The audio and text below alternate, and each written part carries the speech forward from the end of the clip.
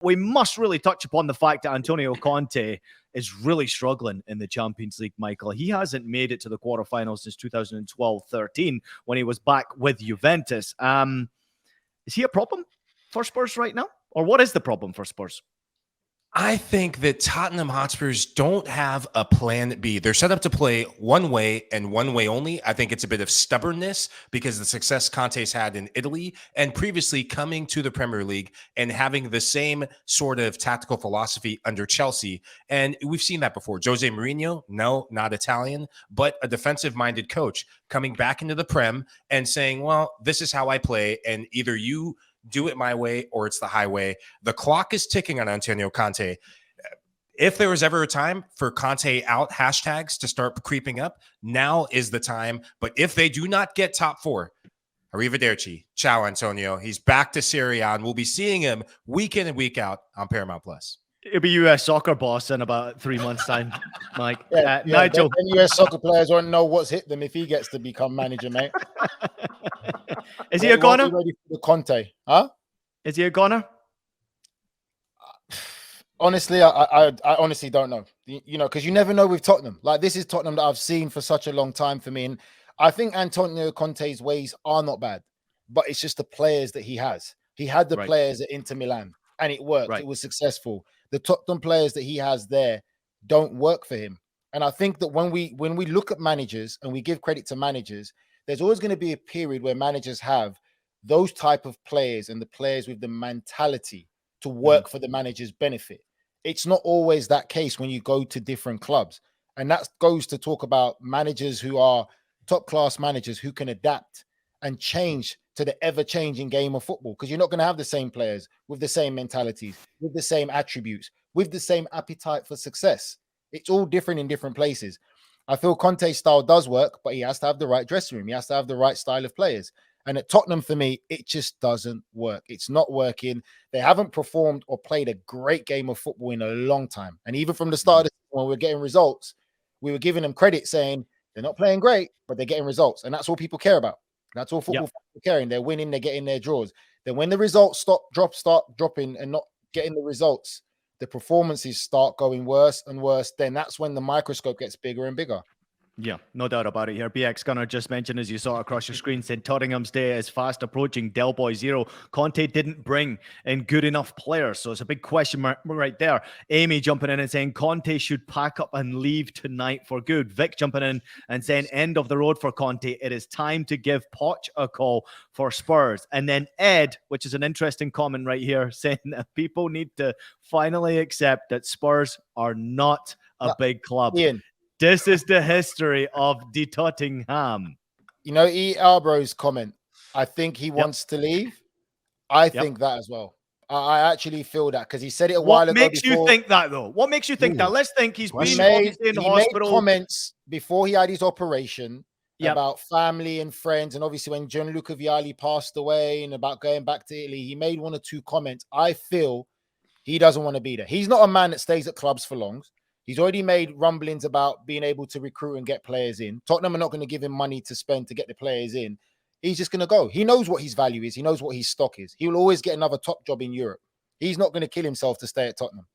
You're going to love this one, Nigel. Tottenham 0, Milan 0 has ended Spurs' run of 147 consecutive home games in all competitions without a goalless draw since a 0-0 against Swansea at Wembley in the Premier League in September 2017. That's 5 years and 173 days without a 0-0 game. Let's talk about Heung-Min Son real quickly. Obviously, we discussed it yesterday on the show about him potentially being not as good a player he previously was, or maybe coming to the end of his top quality career.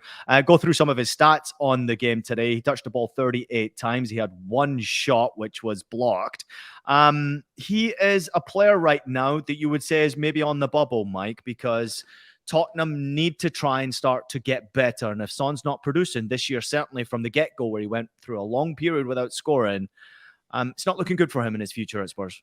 No, it's not. And this is a player that they built the team around alongside Harry Kane. And it was really, last season Was he tied for lead Yeah. in Premier League for the Golden Boot? And now he looks like a player that couldn't even. I wouldn't even put him in the starting 11 for Club Brugge. That's how bad he's been playing. No disrespect for all the that's Blues harsh. That's too fans harsh. out there, but Harsh. he's been that bad. That's silly. That's silly. He's been that bad. He's Scott been that Barker bad. would have loved to have had him this week, though. I'll tell you that much. I know. No, but the thing that I see from Son is everyone loves, whether you're Tottenham fans, maybe not an Arsenal fan, but when he's playing with a smile on his face, that is a happy Son. And a happy Son Heung-min is a good Son. He has been sad face Son. He's been coming off the bench at different times, rotating between he and Richarlison. I don't think, and I said it yesterday, he doesn't know how to be effective. I don't think this system that Conte has him in gets the best out of him. I would put him in a front two. When he's gotten his goals this season, it's been playing as a strike partner with Harry Kane in the 3-5-2. He hasn't been playing that regularly. Nigel, you have anything to add on Son there, or can I turn my attention to Harry Kane?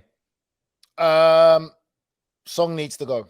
He needs to play higher up the pitch. The system and the style that Conte plays doesn't work to get the best out of Song. And right now, I see a player that's lacking a tremendous amount of confidence and belief in himself. And like you said, there's a difference when you play with a smile on your face. I could tell you the times when I became too professional and things didn't work out for me on the football pitch. I'm not going to say what I used to do on the pod to get my groove back, but I did a few things to get my groove back. Song needs to find his groove. But not I in the think morning for me, games, though, right? Surely not in the morning of games. Not in the morning of games, but throughout the week before the games, yeah. So every day, Monday, Tuesday, Wednesday, Thursday. I'm just going to tell you. I'm just going to tell you. One time that happened to me before a game, and I probably lasted about 13 minutes before I was absolutely gassed in the game. I thought I'll never ever do that again. I'm sure everybody out there can understand. Well, it wasn't that. I don't know what you were doing. I was talking about something else throughout. Like my things happened in the nighttime, but it was. I was talking about having a few beers. What were you talking about? That's how I got my groove back. But anyway, yeah. Do you know what? I think now might be the right time for Song to go somewhere else and to kind of be the main man or be one of the main men. On that note, Nigel, can I turn this comment to you as well? Com jumps in. He says it's crazy the crap that Kane gets. Man can only do so much. In my opinion, he needs a new goal and a fresh start. So is that the same case for you for Harry Kane? He's at Tottenham. He's not winning much silverware. Should he go somewhere else? Because I tell you right now, freaking hell, man, he would just absolutely love to play for Bayern Munich. I'm just going to throw it out there. I knew you were going to say it. I've said it before, but for me, listen, any Tottenham fan, any real football fan with common sense cannot be upset if Harry Kane leaves that club. He's been a loyal servant. He's the club record goal scorer. He's done all he can to win. Tottenham haven't done well enough to put the pieces around him to make them successful. Being a Harry Kane and having a goal scorer clinical like that to score inside, outside the box, we've also been able to assist in goals. And you can't win championships and titles. And you look at some of the rivals you're competing against and how they're struggling for a goal scorer. You got to be happy for him to go. He's got to go now. He needs a fresh start at another club where he's going to have the ability to win things and be successful. I think Bayern Munich will be a great fit for him, but the old English dinosaurs and English people would think, oh no, what's he going there for? It's only a one-team league. Yeah. Well, look at what Bayern Munich are doing in Champions League football. So look at the league. For me, and the league as well. I think it's time for him for a change, but obviously I know there's interest from Manchester United and everyone there wants him to go to Manchester United. And I think he can be a big difference maker there again at Manchester United also. Yeah. ML, real quickly, 20 seconds. Let's go. I think it's time for him to go. Get rid of Conte, Harry Kane. There's a club further up north. We're building something. If you want the Leagues Cup, we'll win that year in and year out. And then you get Manchester 7-0. Yeah, you get Tonk 7 by Liverpool. Stick that in your pipe. All right.